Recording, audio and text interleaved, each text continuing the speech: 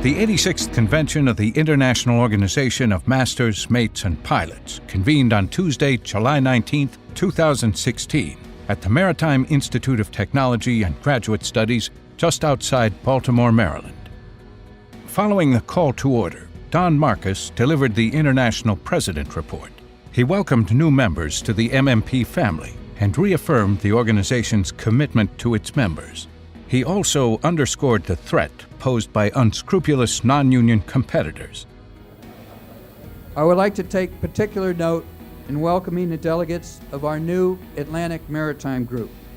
In reality, I should say welcome back after about a 78-year absence, because what became Local 333 of the ILA was originally a local of MMP in New York Harbor. We have a new employer, Skylar Navigation Line. This company is the first new employer in what has to be at least 30 years to sign on to an MMP defined benefit pension plan. MMP exists for the better regulation of matters pertaining to our industry, for the protection of the lives and property entrusted to our care. APL, in a backstab and secretive move, attempted to throw us off one subsidized ship and replace us with AMO and SIU. And had that been successful, our whole fleet at APL would have been in jeopardy. And we reminded APL, and we reminded the AMO, and we reminded the SIU, we will fight to the bitter end to protect our jobs. The keynote speaker of the day was Captain Richard Phillips, whose cargo ship was hijacked by Somali pirates in the Indian Ocean in 2009. Captain Phillips spoke about the event and reflected on what it meant to be a leader. And unfortunately, we have become part of history. I'm the first captain of a U.S. ship to be attacked, boarded, and taken hostage by pirates since the 1800s, and personally, I do not consider that a good thing. You see, now you can hear the ping, ping, ping, and it's the bullets bouncing and ricocheting off the house, the stack of the hull. And this beget the first overt call over that handheld radio I kept all the way into that lifeboat, and I announced to the crew, shots fired, shots fired. As they bounced off one, maybe two times, when they came back the third time against the side of the hull, that pirate in the forward end of that skiff hooks that ladder onto the fish plate and starts climbing up the side of the Maersk Alabama. And this beget the second overt call to my crew, and I announced to my crew, pirates aboard, pirates aboard. Now, the lights were going out, the AC went quiet, the rumble of the main engine could no longer be heard.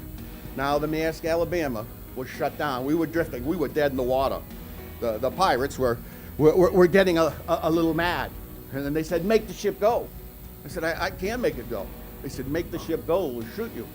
And the 3 points I want you to know are, first, you are stronger than you even know. You can do more and you can take more. The strength is already inside of you.